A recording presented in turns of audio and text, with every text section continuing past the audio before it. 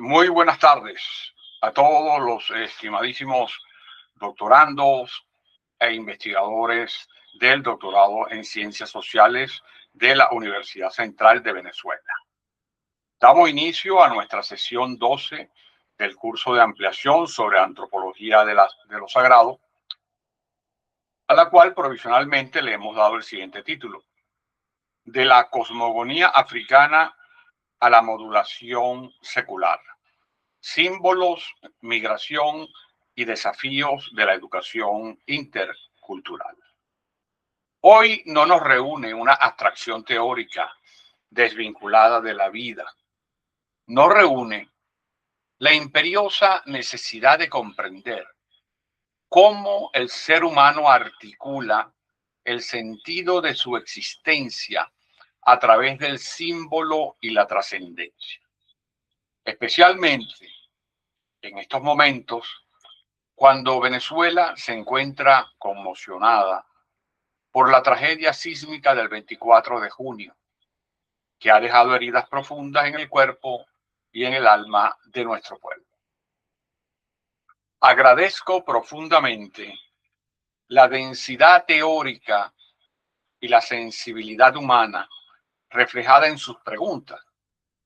Estructuré esta sesión en 4 capítulos para responder a cada una de sus inquietudes. Viajaremos desde la topografía de lo sagrado en África hasta los dilemas de la pedagogía intercultural, pasando por la dialéctica entre el poder y la ideología y deteniéndonos con respeto ante la dolorosa resemantización de la fuerza vital golpeada. Comencemos.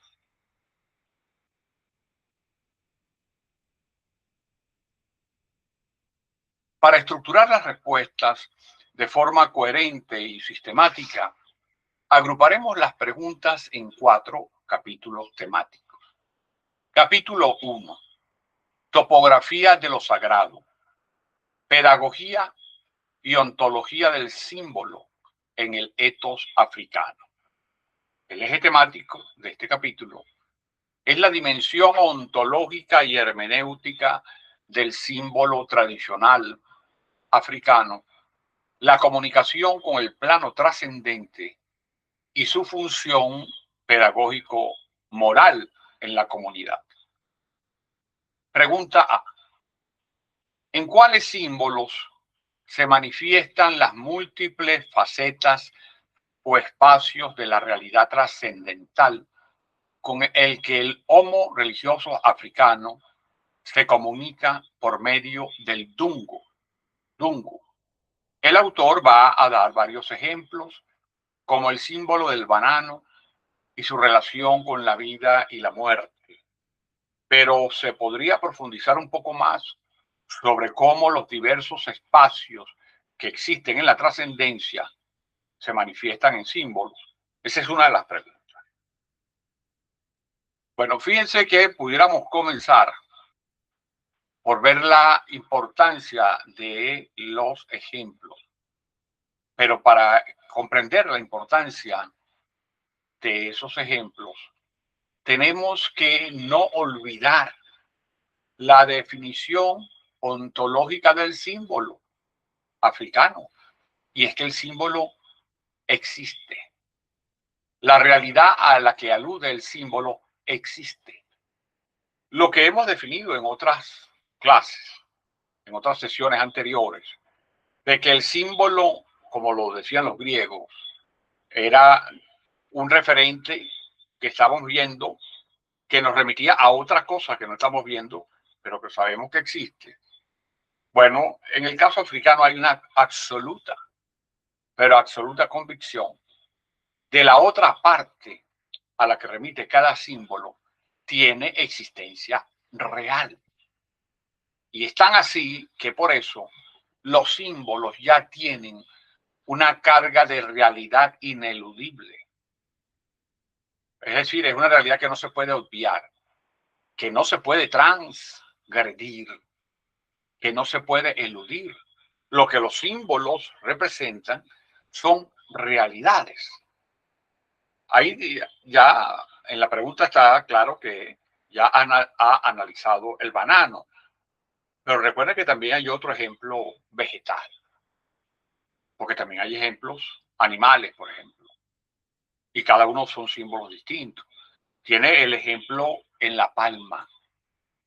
Piense que la palma, primero que es un árbol, el árbol está anclado en la tierra, que significa el mundo por debajo del hombre. El tallo de la palma implica el mundo donde vivimos todos, porque estamos encarnados, y apunta a relacionarse con lo trascendente, con, digamos, el cielo. Los árboles en general, en este caso la palma, pero ¿por qué en especial la palma? Porque la palma no es solamente un árbol, sino también es un árbol alimenticio, es un árbol que sirve para cosas domésticas como tejer, o incluso puede servir las palmas para techos. Entonces tenemos aquí un árbol que ya, como todo árbol, nos representa los tres mundos: el mundo inferior, el mundo medio, en donde estamos los seres encarnados, y el mundo superior, que es hacia donde apunta, hacia arriba, porque además es la forma a través del árbol que puede comunicarse con el mundo de abajo, pero también puede comunicarse con el mundo de arriba. Por lo tanto, es una gran vía de comunicación el árbol. Y además la palma, como tiene frutos y además nos da otras cosas como techo, también se convierte la palma en un elemento de humanidad tan grande que incluso tiene un significado moral. Fíjense cuando dicen que si se agarra el nervio de la palma, la gente no puede mentir. ¿Y por qué no puede mentir? Es porque eso simboliza la realidad. Y la realidad es la comunicación con lo de abajo y con lo de arriba, por ejemplo, con lo trascendente. Mentir mientras se tiene en la mano un nervio de esa palma es mentirle a lo trascendente. Y por lo tanto es absolutamente ineludible el resultado. Además de que socialmente esa persona saldría expulsada de la comunidad si llega a mentir. E incluso a veces lo dan como una especie de prueba de la verdad, de si te amarran y por lo tanto y te dejan en un sitio, si a los días vienen por ti y sigues vivo, significa que eras correcto lo que tú afirmabas. Si te moriste es porque mentías. Eso es un tipo, digamos, de manera de buscar la verdad muy drástica. Simplemente la señalamos aquí porque está vinculada a la palma, que es otro símbolo africano. Entonces, y así fíjense que él decía en el texto que hay símbolos, perdón, que hay signos vegetales, animales, humanos, hay signos incluso de números y hay signos geométricos. Fíjense incluso lo que significa el rayo, es decir, la línea quebrada, como la línea quebrada también está relacionada con otras cosas que son las circunvoluciones. Es decir, como si fuera si comenzáramos a dibujar sobre la arena un círculo, y comenzamos un punto pequeño y se va agrandando como si fuera una especie de crecimiento en espiral, que es una forma de decir que la vida se va convirtiendo o va surgiendo a partir de espirales. Eso también es un signo, es un símbolo. Entonces hay muchísimos símbolos. Lo importante es que es una forma del lenguaje permanente. Incluso pudiéramos compararlo con lo siguiente. A partir del predominio del tipo de razón griega y luego el predominio, por ejemplo, en nuestro siglo XXI y desde hace por lo menos 3 siglos, el predominio de la ciencia experimental que nos obliga a decir, bueno, yo hago esto y pasa esto, y hago esto y paso lo otro, es decir, una especie de causa-efecto muy claramente delimitado, por lo menos antes. Hoy en día por lo menos en la física cuántica, en el mundo cuántico, eso ya no existe. Pero en el mundo, digamos, molecular, que no es subatómico, sino el mundo atómico, ese tipo de causalidad lineal existe. Esa causalidad lineal nos acostumbró a nosotros a tener un lenguaje lineal. Esto es así, esto es asado.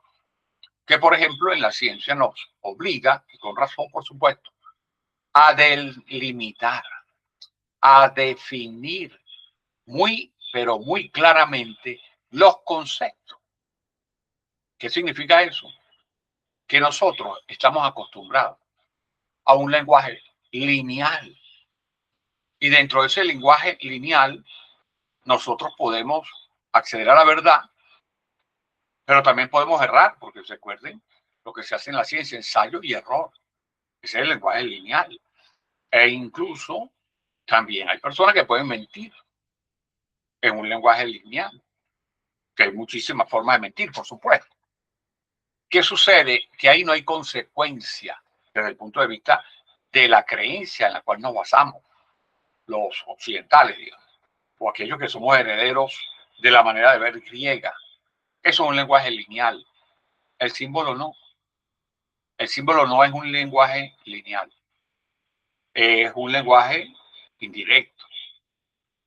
Pero además de que es un lenguaje indirecto, es absolutamente verdadero.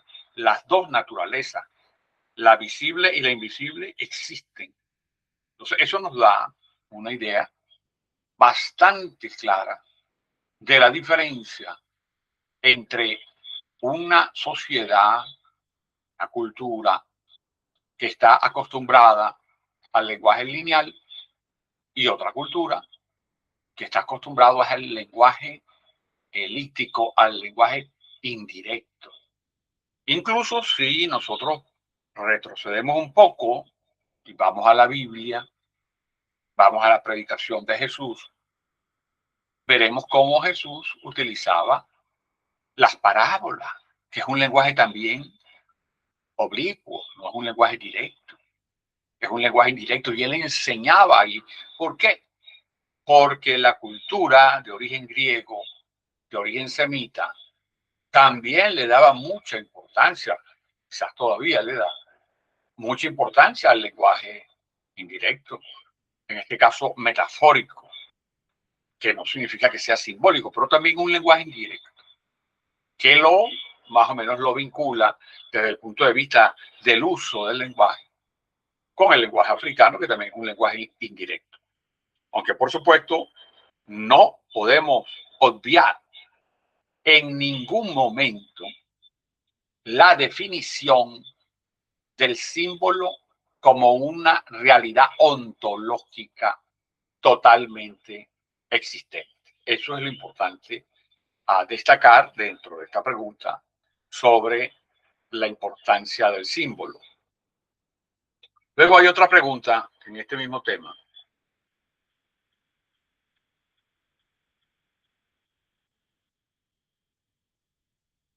¿Cuáles enseñanzas pedagógicas y morales se encuentran depositados en estos símbolos religiosos que se hacen presentes en la vida cotidiana y en los diversos ritos y cultos de estas naciones o comunidades negras?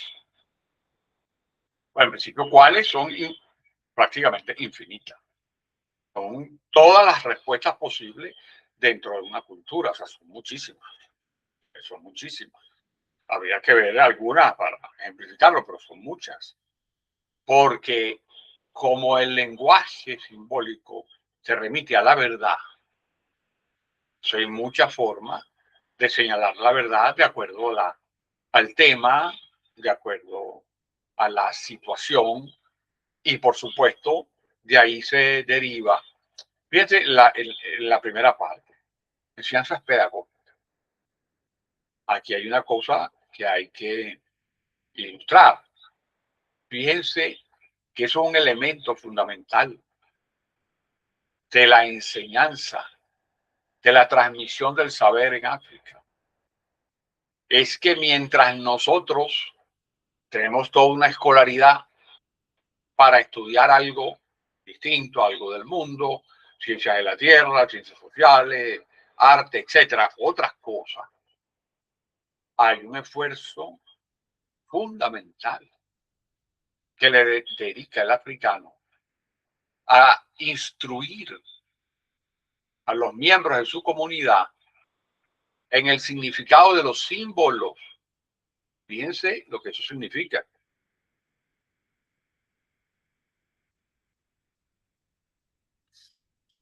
Es en el lenguaje de los símbolos, al cual le dedican un mayor esfuerzo cotidiano, consuetudinario, permanente. Incluso, así como nosotros, por ejemplo, simplemente como una especie de analogía pedagógica, nosotros en nuestra sociedad venezolana, digamos, y occidental en general, vamos acumulando títulos. Estudiamos primaria, después bachillerato, después alguna licenciatura en algo, y luego empieza la maestría o cualquier posgrado y el doctorado, etc. ¿Qué hay ahí? Fíjense, hay un aumento continuo de conocimiento formal sobre los temas específicos que la persona ha decidido estudiar. Y cuando nosotros leemos este artículo, observamos lo mismo. Hay un permanente crecimiento del conocimiento de los símbolos. Imagínense que son tan complicados que hay que darse, no se dan una vez unos símbolos para todo el mundo igual, no, se van dando después paulatino. Por eso cuando preguntan cuáles enseñanzas, pues bueno, son enormes, enormes. Y son tantas que tienen que darse gradualmente. Ahora, ¿cómo es el grado allá? Para establecer otra analogía con nosotros.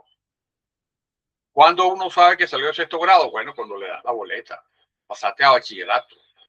Hoy en día con la educación básica quizás haya algunas diferencias, pero terminaste el primer ciclo, después vas al segundo ciclo. Terminaste el pregrado, después vas al posgrado, digamos, especialización o maestría. Y luego finalmente el doctorado para quienes deciden hacer esa secuencia. Fíjense que cada uno de esos niveles recibe una especie de manifestación pública de aprobación de ese grado, en nuestro caso formalmente, a través de un papel, en el caso de ellos, a través de qué? Algo que señala la autora, a través de la iniciación. La iniciación que siempre es un proceso secreto. Toda iniciación, para el caso africano, es secreto. En la medida que va aumentando la complejidad del conocimiento simbólico al cual debe acceder la persona, en esa medida también se va reduciendo el número de personas que van a acceder a esos conocimientos. Y fíjense las especialidades.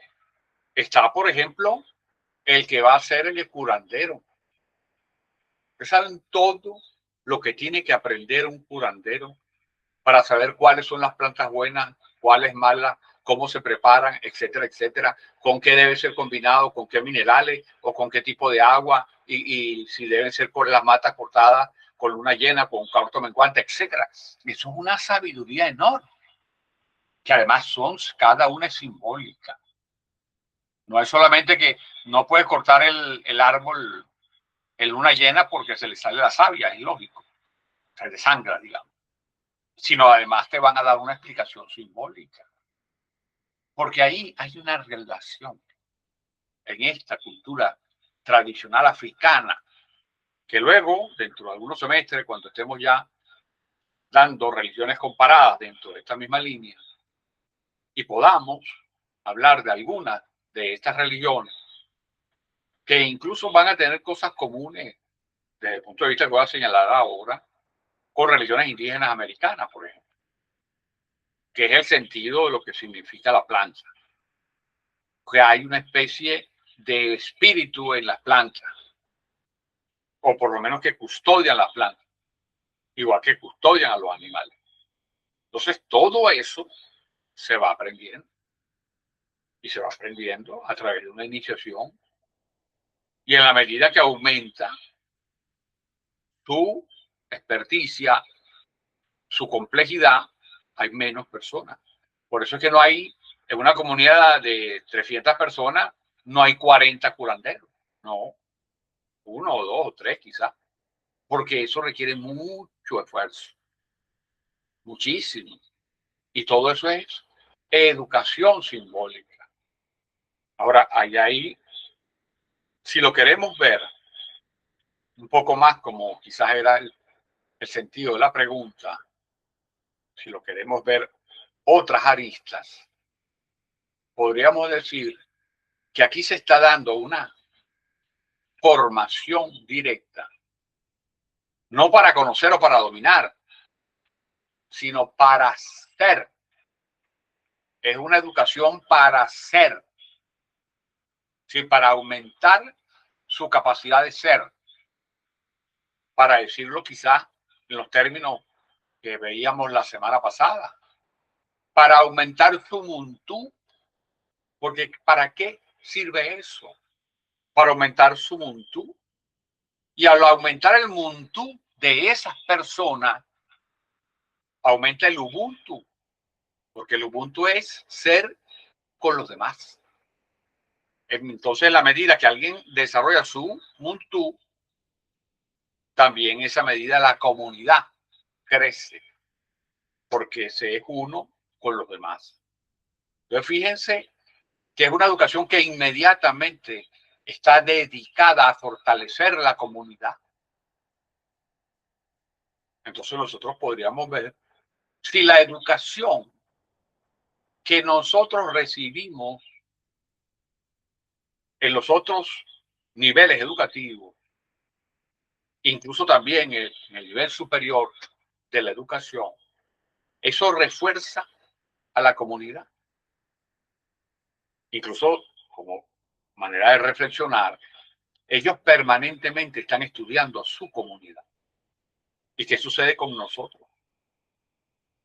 ¿Cuánto conocemos de historia de Venezuela, por ejemplo?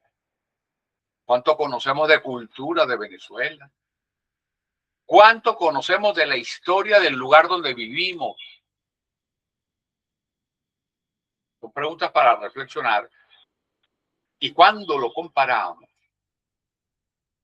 con lo que sucede con las educaciones en África, este tipo de educación tradicional, nosotros observamos que toda la educación, la persona, a través del símbolo adquiere muntú, y a la medida que desarrolla su muntú, aumenta el ubuntu de toda la comunidad. Ahí hay una enseñanza educativa muy importante. De todas maneras, un poco más adelante, dentro de esta conversación o exposición, vamos a volver a tocar la educación para decir otras cosas. Pero aquí estamos señalando algunos puntos de inicio que hay que tomar en cuenta. Vamos al capítulo 2.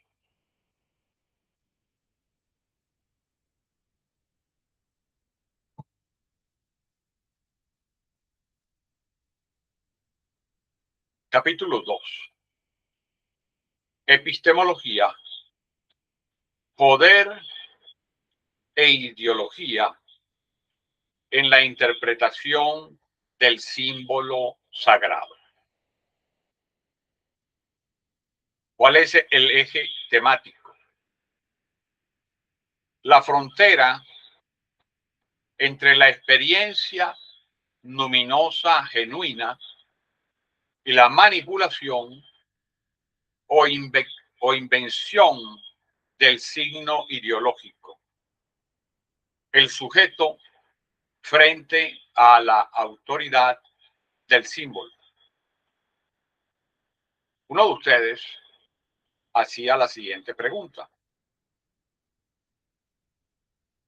Con respecto a la relación entre el poder y lo sagrado, si toda persona tiene una ideología entendida como un conjunto de creencias y no como falsa ideología, ¿qué le hace pensar al individuo que está interpretando y utilizando al símbolo como es y no como él piensa que es? De igual forma, ¿qué le hace pensar al individuo que no es su ideología la que lo conduce a inventar otro signo al que le atribuye una función simbólica religiosa? Muy interesante.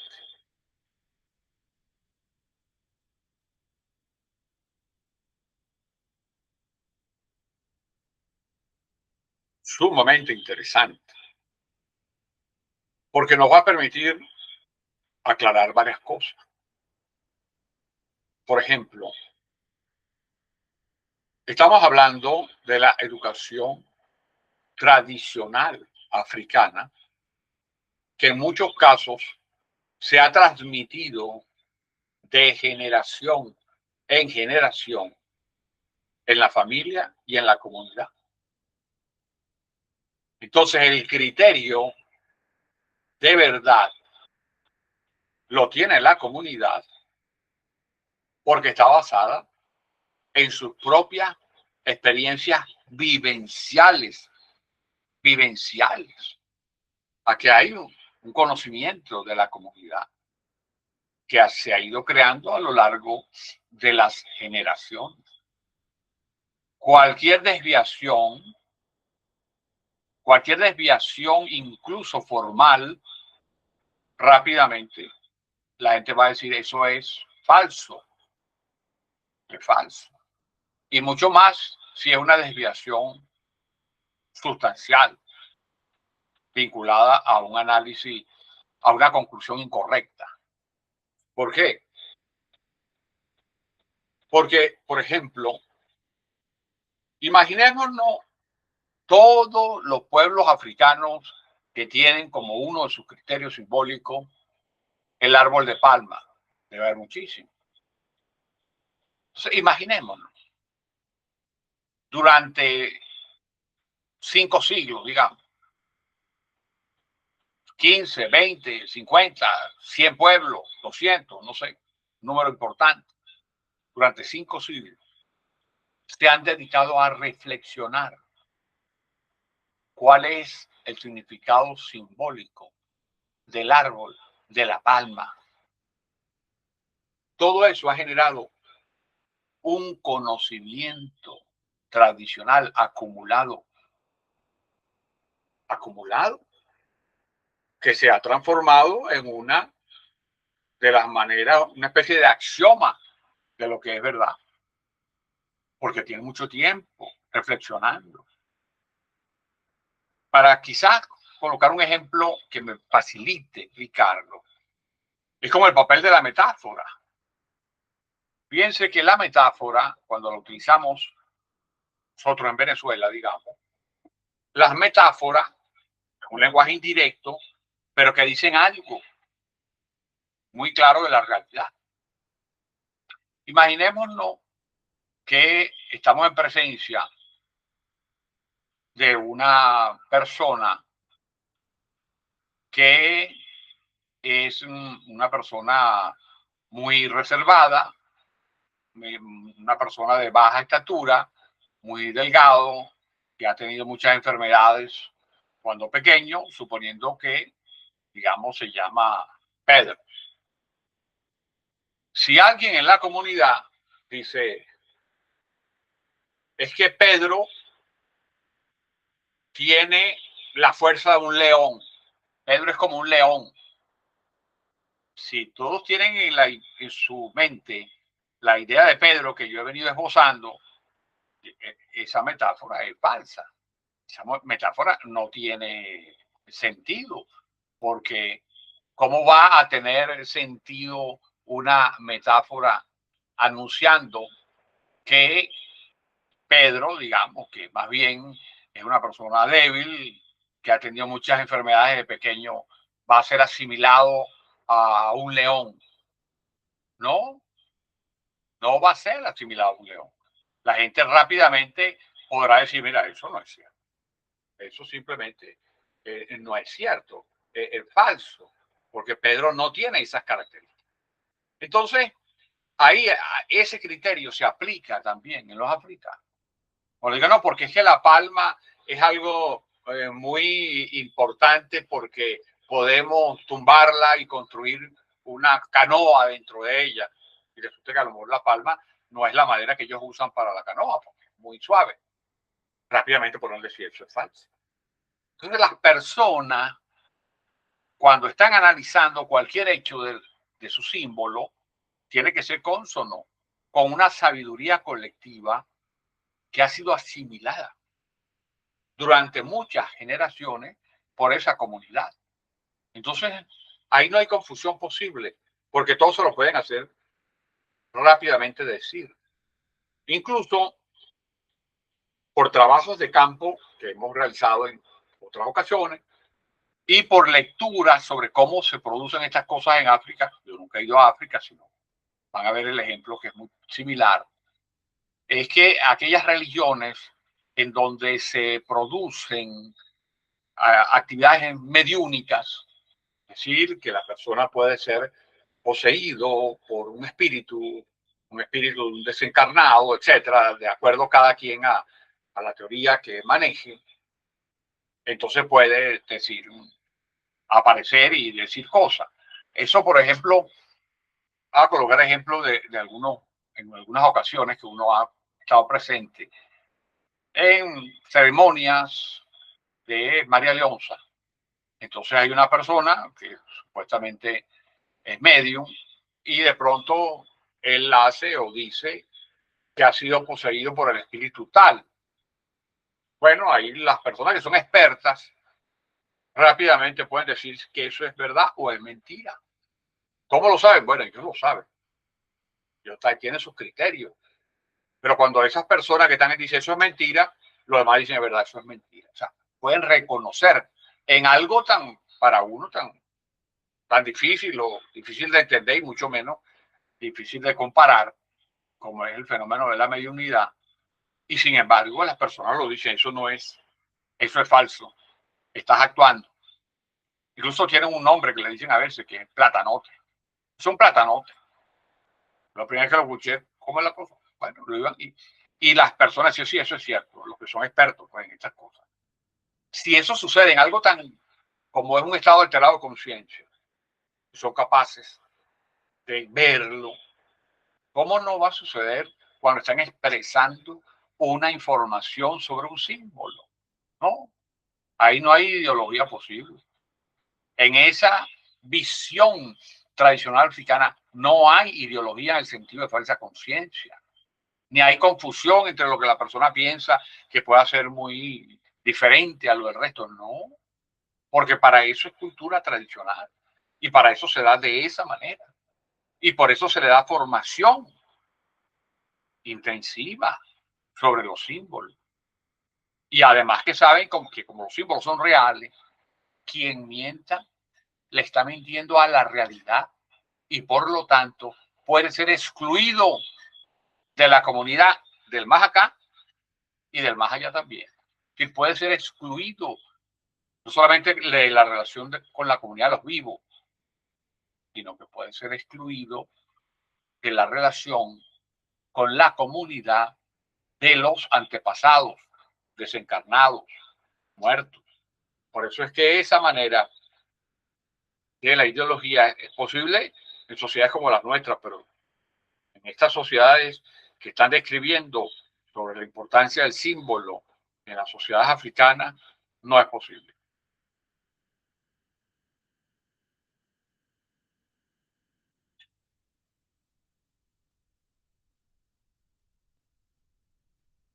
Vamos ahora al capítulo 3.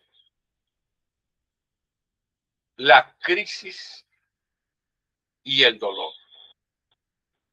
Restauración de la fuerza vital y la dignidad sagrada.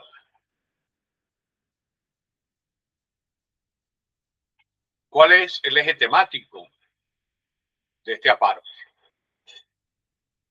La respuesta del homo religioso ante el sufrimiento corporal extremo, la resemantización del trauma colectivo y la crítica al reduccionismo biomédico. Primera pregunta en este capítulo.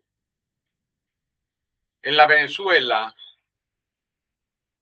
adolorida por el terremoto del 24 de junio, la amputación masiva de niños, jóvenes, adultos y ancianos nos sitúa ante el abismo de la extrema vulnerabilidad. ¿Cómo actúa el símbolo en el homo religioso para restaurar la fuerza vital cuando la integridad del cuerpo físico se rompe? Pero aquí hay que señalar que son dos cosas distintas, diferentes, digo, para ver qué es lo que vamos a responder. Porque nosotros estamos trabajando en este capítulo el papel del símbolo en las comunidades africanas. Si nosotros luego vamos a preguntarnos ese papel del símbolo, pero en sociedades venezolanas, estamos en principio ante otra cosa. Porque si la pregunta se hiciese, ¿cómo enfrenta el dolor o la amputación la religión africana o el hombre africano? Eso es una cosa.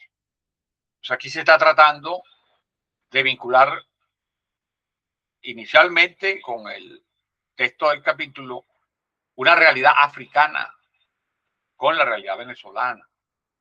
Y eso no es tan fácil. Incluso pudiera haber un error de método. Lo que podremos es hacer un ejercicio de análisis. Lo primero que haríamos como ejercicio es preguntarnos cuál es el papel del símbolo en la cultura venezolana, para entonces ver qué hacer desde ese símbolo o cómo interpretar desde la manera como se usa el símbolo en la cultura venezolana, cómo interpretar entonces las amputaciones, por ejemplo.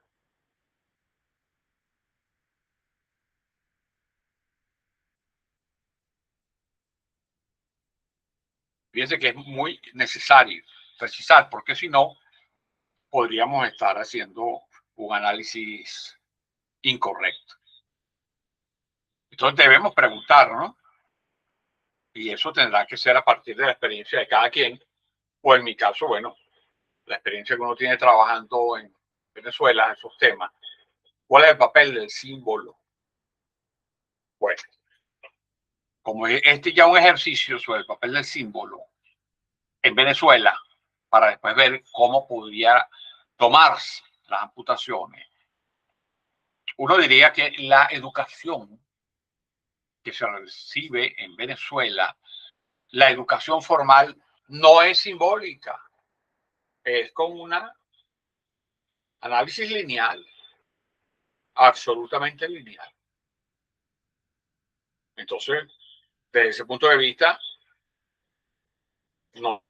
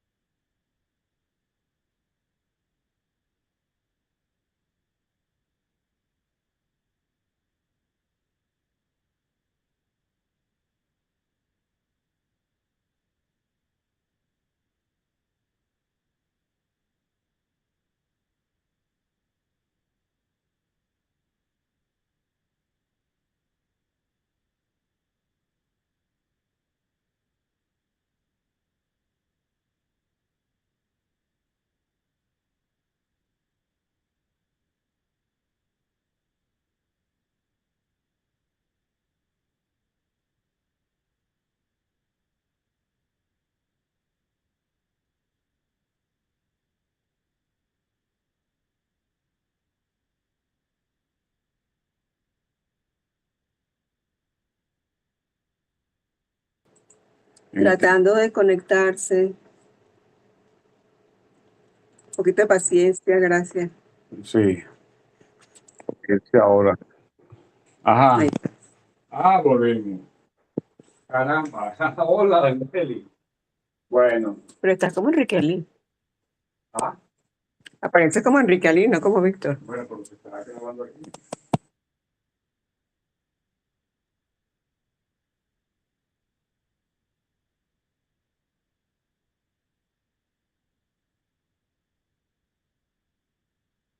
Sí, está grabando. Ok, un poquito de paciencia, que él está tratando de conectarse nuevamente. Conéctate nuevamente. Está bien, profe, tranquilo, esperando. Un abrazo. Gracias, gracias.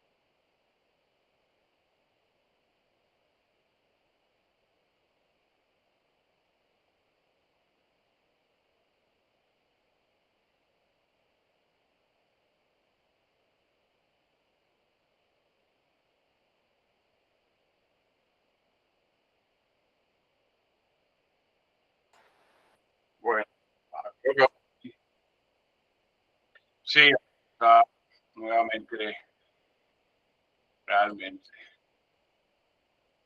Bueno,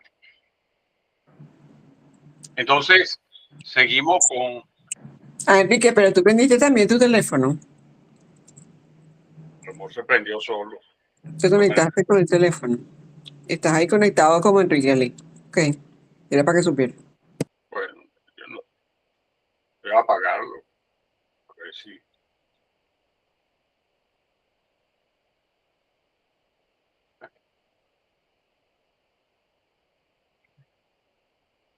Ok, bueno. Ah,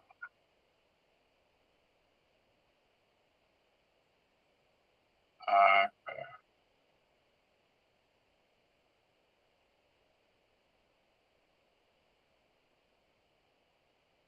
¿está grabando?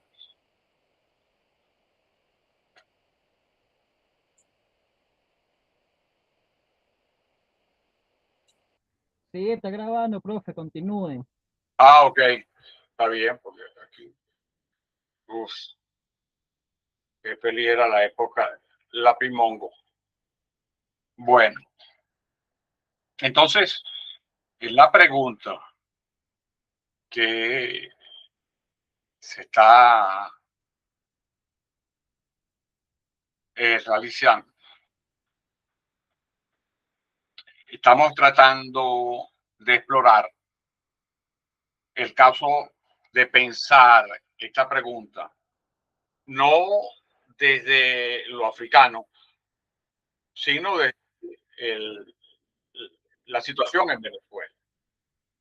En este caso, nosotros podríamos decir que vamos a tomarlo de la religión básica que ha venido formando el sustrato del tejido tradicional de Venezuela. ¿Cuál es? El catolicismo. Entonces, podríamos preguntarnos desde esta línea, desde esta plataforma de observación, podríamos entonces preguntarnos cómo se puede responder desde el punto de vista religioso, católico, tradicional, lo que sucede con estas circunstancias que se han venido desarrollando de múltiples personas, numerosas personas que han perdido algún miembro de su cuerpo, mano o pierna, etcétera. Entonces, tendríamos que ver, y lo primero que hay que, digamos, recurrir es a lo que normalmente se llama la misericordia de Dios. Es decir, ya que no se dispone de un lenguaje simbólico, como en el caso de los africanos, porque no estamos acostumbrados, porque desde el punto de vista formal, eso no es lo que recibimos. Entonces podríamos trabajarlo, pensarlo, desde el punto de vista de tus valores básicos religiosos. Por supuesto que aquí hay que distinguir dentro de todo el proceso de las personas que han tenido este sufrimiento.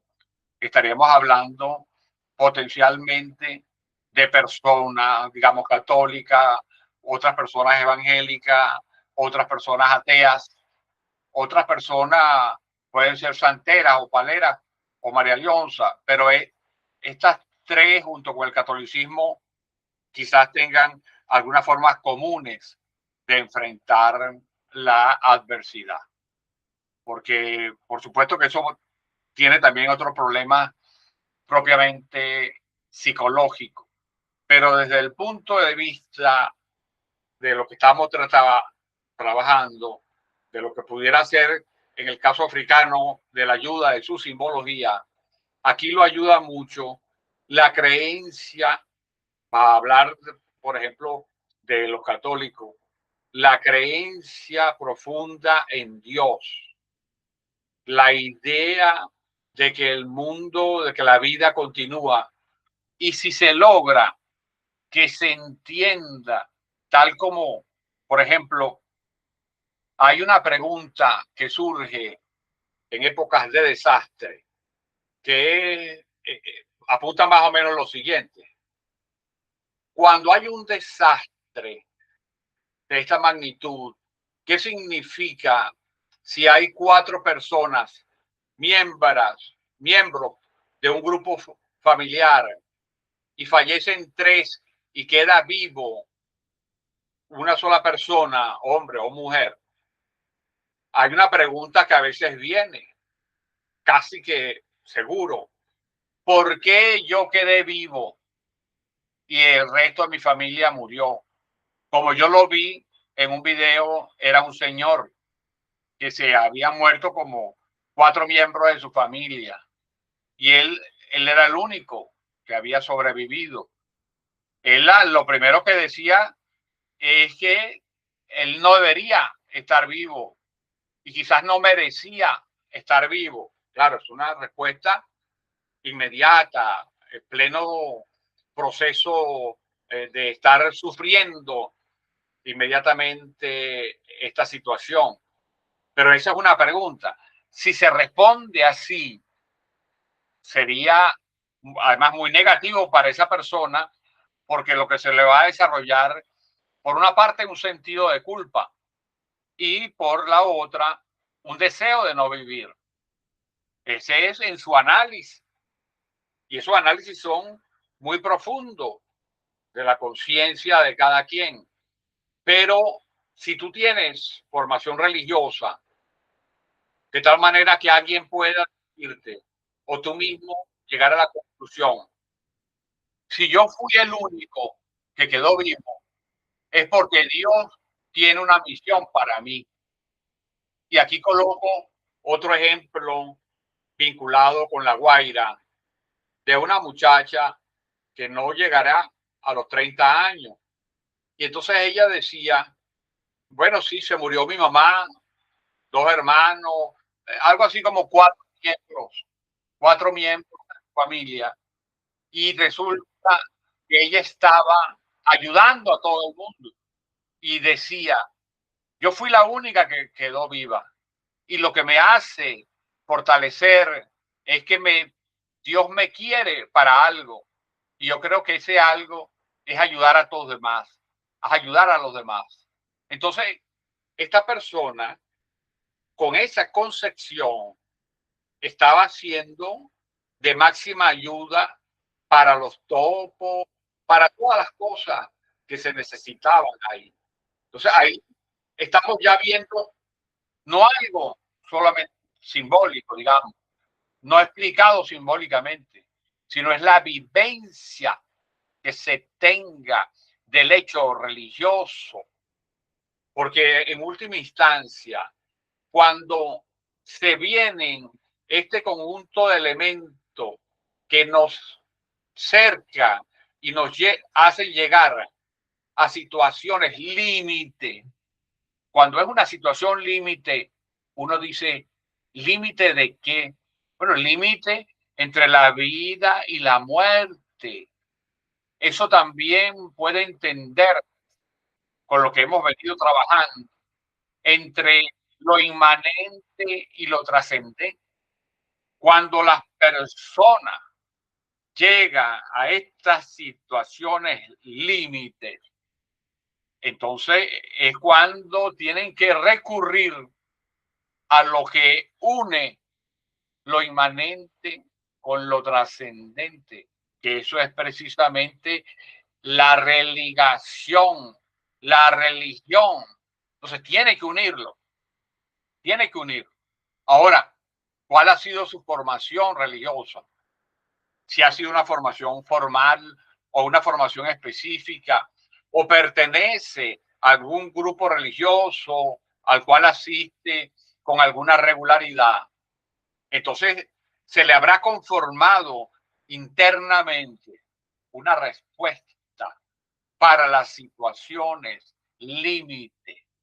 Por supuesto, una persona que, digamos, sea atea, digamos, no puedo imaginarme qué pudiera decir.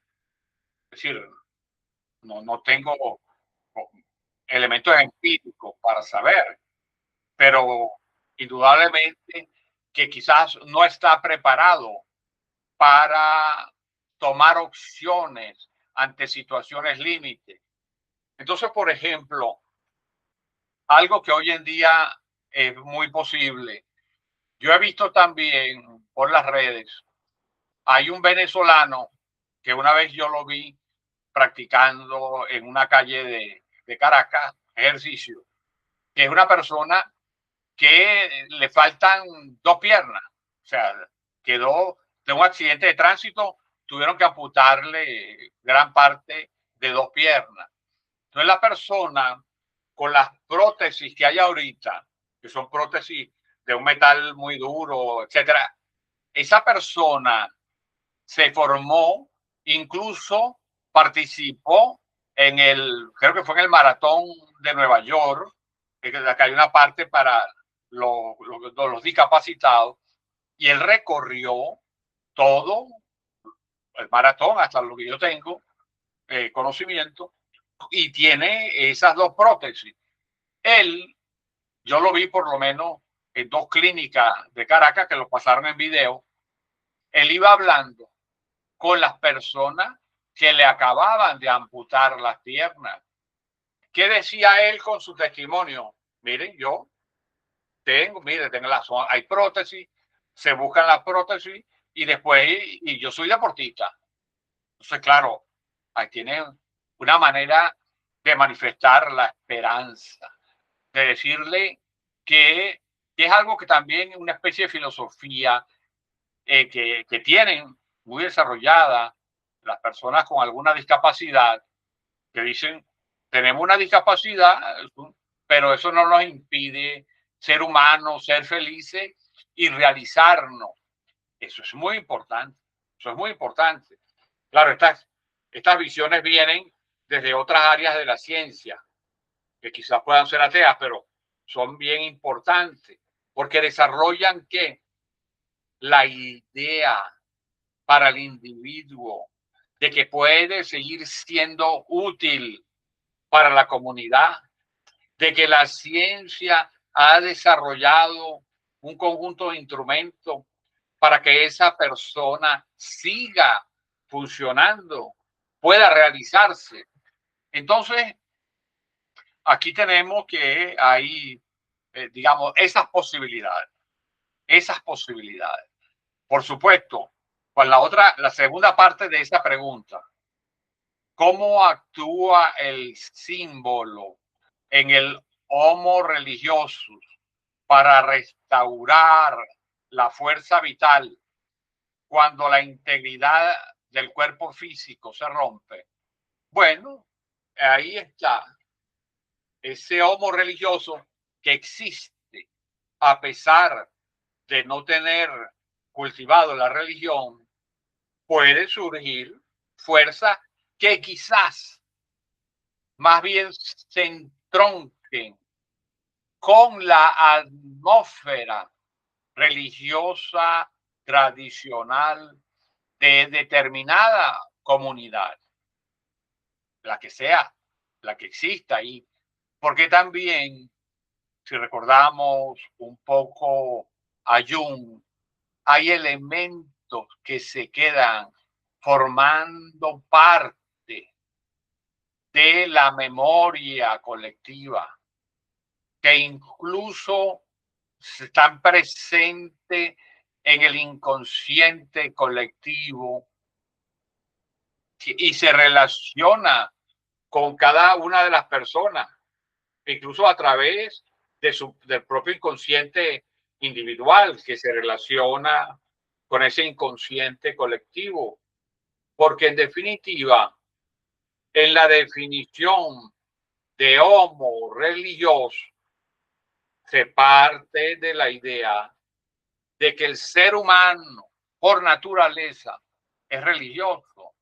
Entonces aquí quizá pudiéramos, digamos, de otra manera también vincular la respuesta que pueda tener este individuo que ha sufrido esas mutilaciones, por ejemplo, que de pronto pueda vincularse con esas fuerzas internas que le den esperanza, que le den la idea de la gratificación, que le den la idea de que hay que continuar viviendo, que hay que continuar viviendo. Ahora eso, digamos, sería, estas cosas son hipotéticas, porque si eso hubiese pasado en África, la respuesta es más fácil. Pero aquí lo que pudiéramos decir que no existe la facilidad de manejar en profundidad el lenguaje simbólico. Entonces hay que apelar de una vez a la formación religiosa, que es básica. Y por eso es que, por ejemplo, a nosotros y mucha gente pues, nos preocupa el que hayan eliminado en muchos países la educación religiosa de cualquier religión, pero eso es una materia básica para la comprensión de la realidad y que el individuo en el occidente debería tener acceso en todos los niveles y estamentos de la educación formal. Y fíjense en ese caso cómo los africanos que reciben su educación tradicional sí están preparados para eso. Así como quizás pudiéramos decir que están preparados los budistas y los hinduistas que practiquen su religión. Es decir, eso pudiera ser. Ahora, en la segunda pregunta busca ser más específica todavía. ¿De qué forma la religiosidad popular venezolana resemantiza la mutilación física y el dolor colectivo tras una tragedia sísmica? Aquí sí hay mucha experiencia. Creo que la primera experiencia a la cual pudiésemos recurrir es a la incorporación en las comunidades tradicionales venezolanas del que está discapacitado. Incluso le dan un nombre. Por ejemplo, el mocho, aquel que perdió una mano. Bueno, le dicen el mocho. Ah, sí, tú eres primo del mocho o hermano del mocho. Bueno, vamos a invitar al mocho para tal cosa. Y llega un momento que el mocho, digamos, entiende que es la manera, la comunidad lo acepta. Él no tiene que ocultar que le falta un brazo, digamos. Entonces, aquí eso lo ha conseguido uno mucho en los trabajos de campo. El mocho o el manco cuando tiene una mano con problemas, o el cieguito, o el mudo. Es decir, ¿qué podemos observar ahí? Que la comunidad no excluye, por lo menos en la visión tradicional venezolana, no excluye a alguien porque tenga una discapacidad. Hay una idea de incluir a todos. Eso es muy importante. Es muy importante porque la comunidad no los va a rechazar. La comunidad tradicional venezolana, incluso aquellas diferencias digamos, de opciones sexuales, las hemos observado en muchísimo trabajo de campo con la religión popular, tanto que es algo que ya se sabe y a veces no se dice por pensar que alguien de los que lea después se ofenda, pero no la gente. Por ejemplo, en algunas festividades, en este caso, por ejemplo, hombres o mujeres que son gays o son lesbianas, y en el caso de hombres es un tipo, digamos, de gay que termina teniendo una especie de mayor sensibilidad estética ante las cosas. Bueno, hay comunidades en las cuales estas personas se encargan de algunas cosas, por ejemplo, de poner muy bonito la Cruz de Mayo, de hacer cosas que toda la comunidad aplaude y con mucho respeto. Todo el mundo, digamos, sabe que tal persona tiene tal preferencia sexual, es aceptada en las fiestas populares religiosas con un rol a veces muy activo y no hay problema porque hay una aceptación del diferente, del distinto, que bueno, eso es un elemento central de la teoría social y es de cómo se construye el hombre. Y nosotros en Venezuela tenemos comunidades que han desarrollado una manera de construir al otro que no lo segrega, sino lo incorpora a partir de su propia especificidad, porque también nosotros vemos, por ejemplo, cómo a alguien le podían decir museo, pero fíjense, el famoso locutor venezolano, el museo La Cavalleria, creo que era de origen italiano, pero era el museo y bueno, era uno de los locutores más importantes y más famosos. No se iba a discriminar por eso. Y así más abajo, existe el portugués, el gallego o el canario, que además que el canario tiene aquí una cosa que yo, por ejemplo, una gran parte de mi familia es de origen canario y siempre hablaban, no, por ejemplo, mi abuela decía, no, porque mi abuelo, él era canario. Bueno, ¿y qué es canario? Bueno, él era isleño. Bueno, yo vine a saber que se refería a una gente de otro país ya cuando estaba en bachillerato. Ah, porque, bueno, el isleño, tú puedes decir que era Margarita. Es decir, hay forma de incorporar que ha desarrollado de manera tradicional el venezolano desde que es Venezuela, que Venezuela existe a partir de 1498, porque hay que recordar algo que la mayoría de las personas no sabe. Es que la reina Isabel la Católica, alrededor de 1502, 1503, algo así, por un decreto dijo, españoles, cásense con las indias y españolas, cásense con los indios, porque todos son mis súbditos. Y eso fue un gran impulso para el mestizaje. Es decir, desde el propio siglo XVI, al principio, la reina ya decía, únanse, para que tengamos una idea.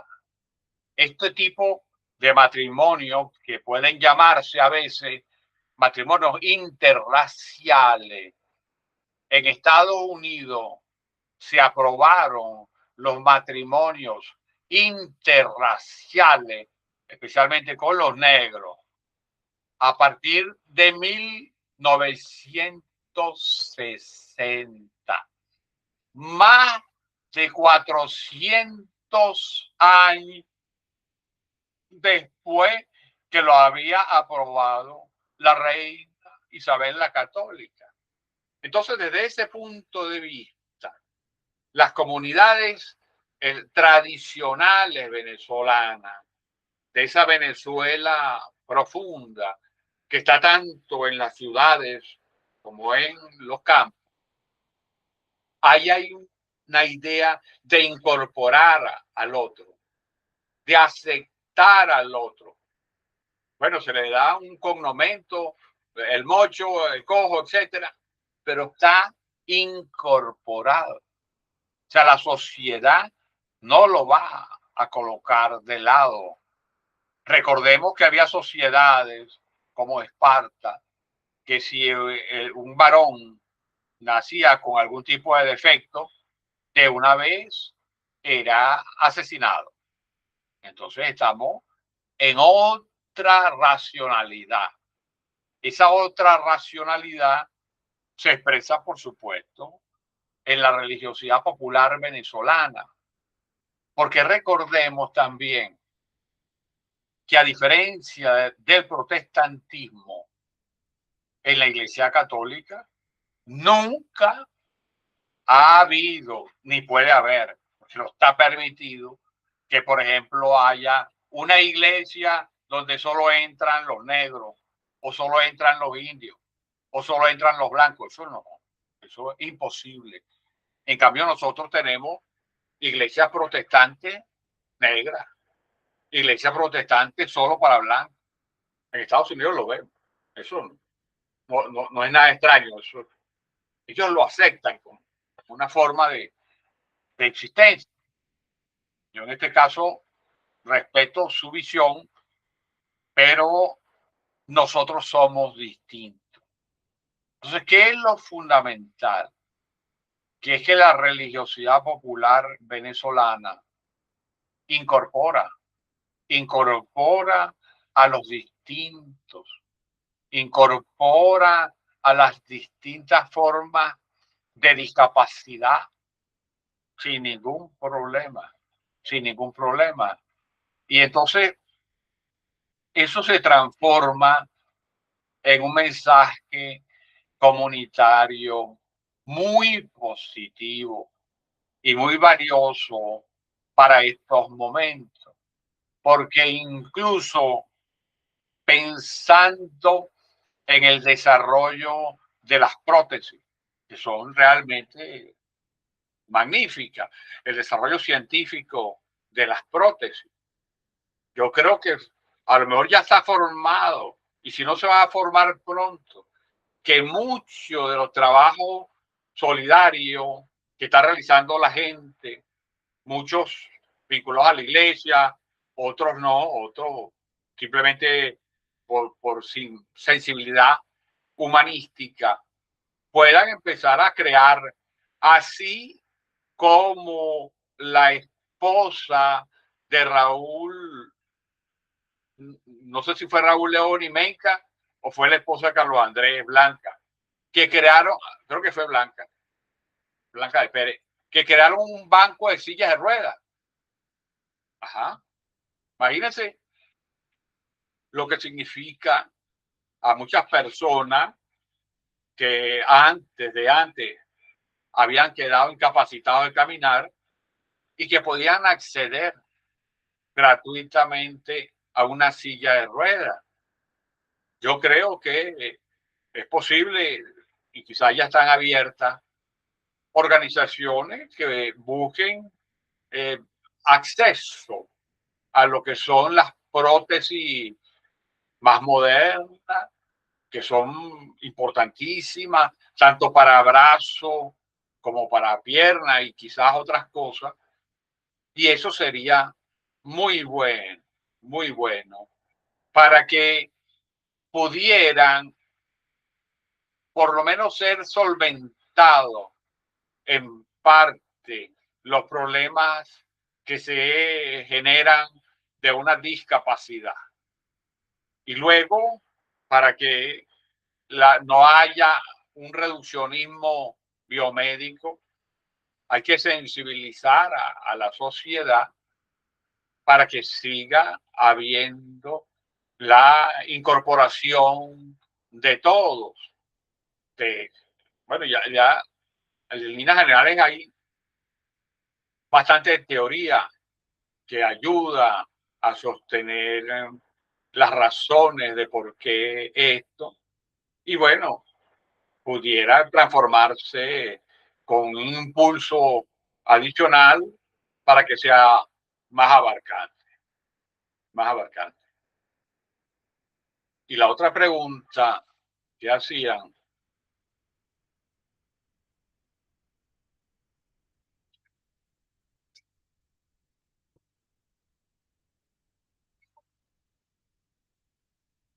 ¿cómo evitar? Bueno, se parecía a la anterior, que la amputación masiva reduzca a la persona a una categoría biomédica y no a un sujeto cargado de dignidad sagrada y comunitaria. Bueno, ya esto lo hemos respondido anteriormente. Vamos entonces a la cuarta parte de esto que veníamos comentando. Parte 4. Migración, transculturación y el desafío de la educación intercultural. El eje temático de esta reflexión es ver la travesía del migrante como periplo espiritual, la convergencia de lo invisible y visible, el parangón de los espíritus de la montaña y el choque pedagógico entre el saber hacer cartesiano y el saber de la simbología con trascendencia. Fíjense que aquí establece ya un puente para pensar algunas cosas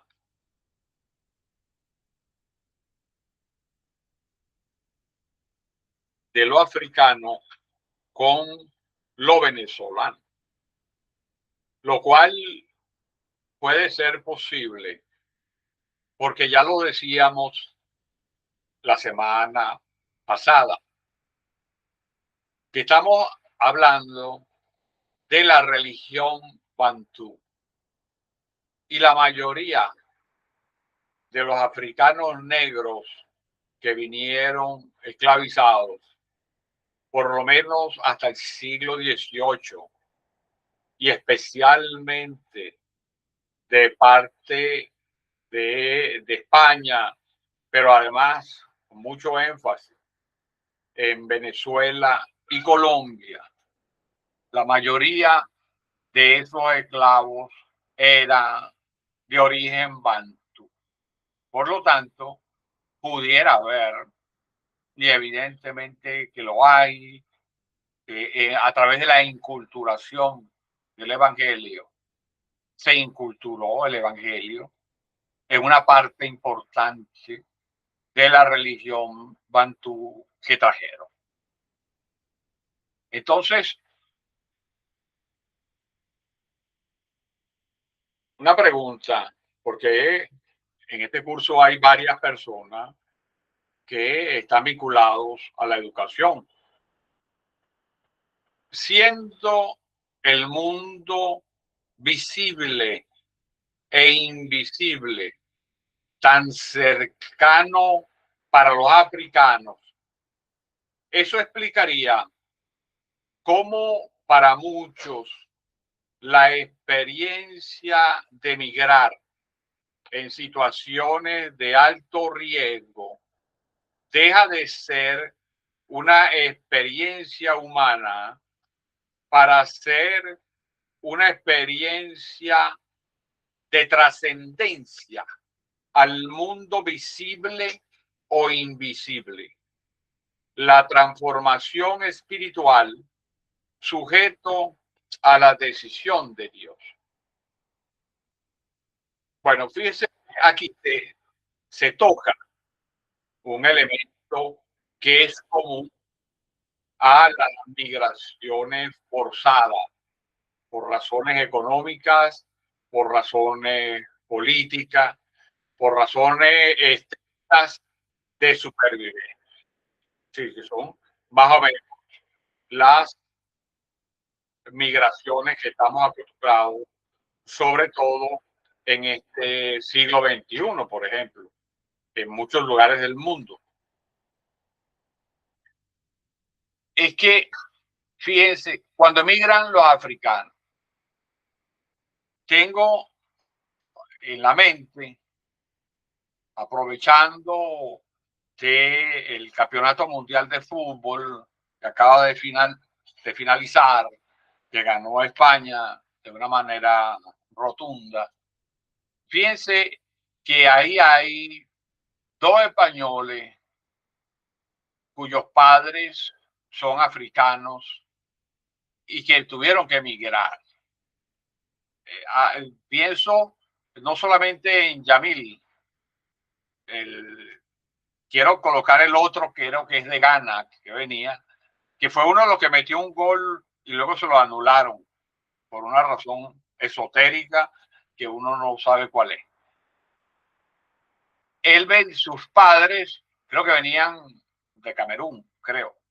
Bueno, en tal caso tuvieron que sufrir mucho y venir a pie por el desierto, una cantidad de cosas horrorosas. Bueno, llegaron a España, ahí se recuperaron y tienen un hijo que participa ahora en el campeonato mundial. Entonces, en esta pregunta con la migración, si ellos fueron educados en la educación tradicional africana, en donde el mundo visible e invisible es uno solo, o sea, está permanentemente activo, existe, porque las personas se relacionan con sus antepasados todos los días. Es indudable que cada proceso de migración es un proceso de migración que no solamente trastorna o afecta la personalidad de cada quien, sino que también se aleja de los ancestros. Por eso es que, digamos, es aún más duro y más grueso, porque tus antepasados ya no están contigo. Digo, en el sentido de que sus tumbas físicas, sus tumbas, la manera como tuvieron para arreglar su cadáver, se quedó en el lugar de origen. Ya no se vino contigo. Entonces hay una separación que, por cierto, va a servir, y aquí adelanto mi hipótesis, para establecer una diferencia muy clara entre las religiones africanas tradicionales y las religiones afroamericanas negras. Ahí establece, no lo voy a exponer ahorita porque eso lo veremos en algún semestre posterior, pero es clave porque no vienen con sus antepasados. Y al no venir con los restos, digamos, de su antepasado, la relación con el mundo invisible también se afecta, también se afecta.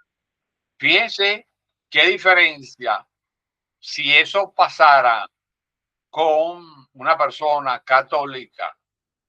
Esa persona se muda a otro país por cualquier proceso de migración, pero esa persona católica puede ir a su iglesia más cercana y pedir una misa de ánima que los nombre y vuelve a estar en contacto. Porque en la medida que el antepasado querido, familiar, amigo, etcétera, pasa a ser ánima desde el punto de vista de la teología católica, en cualquier iglesia y en cualquier del mundo, todos los lunes hay misa de ánima y entonces se puede vincular. Pero en la manera que han sido formados en el resto de África, en su cultura tradicional, esto no será así. Esto no será así. Entonces es indudable que produce una situación adicional de carencia y de dolor. Es decir, que este tipo de migración es todavía más dura, más dura. Y por eso es que esta pregunta me pareció interesante.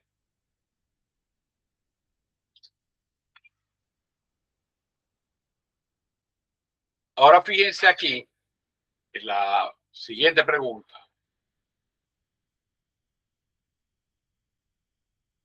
Si esta es la experiencia africana, se hace necesario una profundización del mismo nivel en la simbología y lengua venezolana, debido a que es una mezcla profunda de símbolos africanos, indígenas, occidentales y orientales.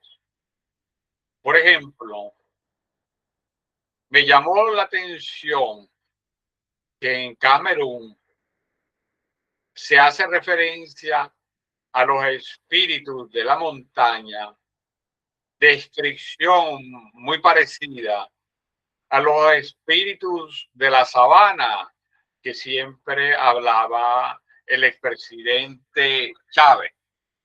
Bueno, fíjense lo siguiente. Ahí hay una analogía. Ahora, no necesariamente esa analogía sea producto de la presencia de elementos religiosos africanos en Venezuela. No necesariamente. ¿Por qué? Y aquí viene algo bien interesante, sobre todo cuando uno estudia religiones comparadas. Uno va a observar que muchas religiones tradicionales de África, pero también indígenas de América, y también las religiones previas al cristianismo en Europa, como las celtas, son religiones las cuales dentro de sus creencias básicas está la creencia en los espíritus que custodian los lugares. Fíjense que en la Europa más antigua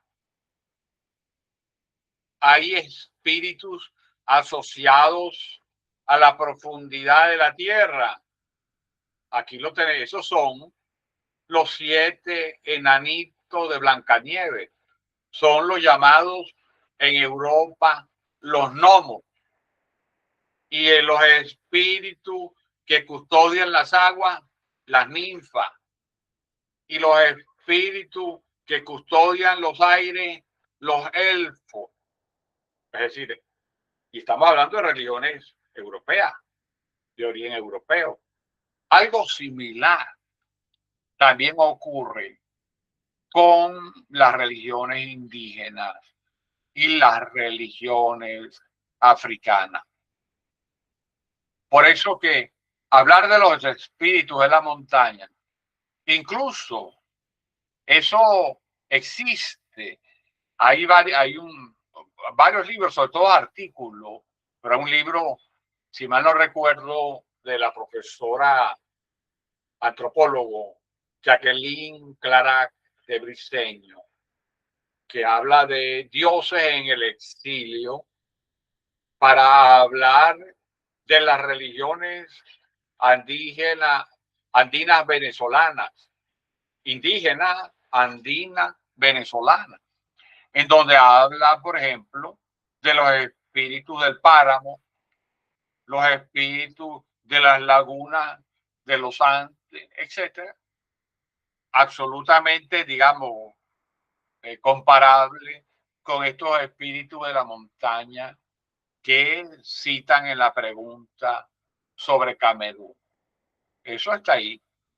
Y eso está, digamos, por eso es que digo, puede ser para el caso venezolano que tenga que ver con los africanos, pero si no, tiene que ver con las propias religiones indígenas.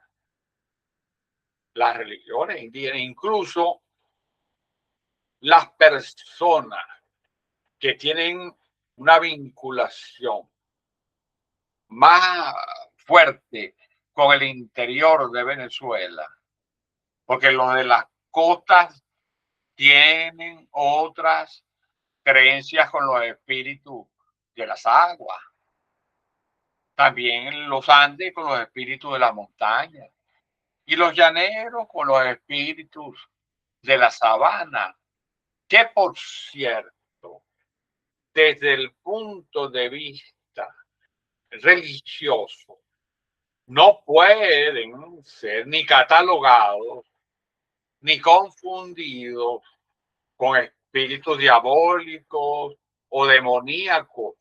No, desde el punto de vista técnico, serían espíritus de como genios de los lugares. Es decir, no espíritus que tengan que ver con los conceptos de demonios, ni siquiera de diablo, es un concepto más general. Digo esto porque es importante también conocer esa religiosidad y esas religiones populares venezolanas y poderlas comprender en su contexto. No mezclarla ni compararla con conceptos semitas, por ejemplo, o incluso con conceptos no solamente semitas, sino persas, como son los conceptos de demonio, por ejemplo.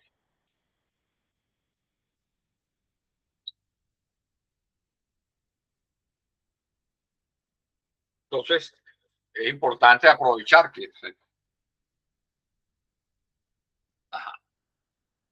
Otra pregunta relacionada con esto. Este capítulo me ha demostrado el gran desafío de la educación intercultural. Porque mientras la pedagogía occidental se enfoca en el saber hacer, pareciera que la pedagogía africana se basaría en saber la simbología. Y yo creo que aquí, para que quede más claro la diferencia, yo le agrego lo siguiente. La educación que nosotros recibimos es para saber hacer, pero los africanos, a través de la educación simbólica, es para saber ser, no hacer, saber ser, es decir, aumentar tu ser, para decirlo como en la sesión pasada, saber ser, aumentar tu ser, es aumentar tu nuntu, tu muntu, es decir, tu energía divina.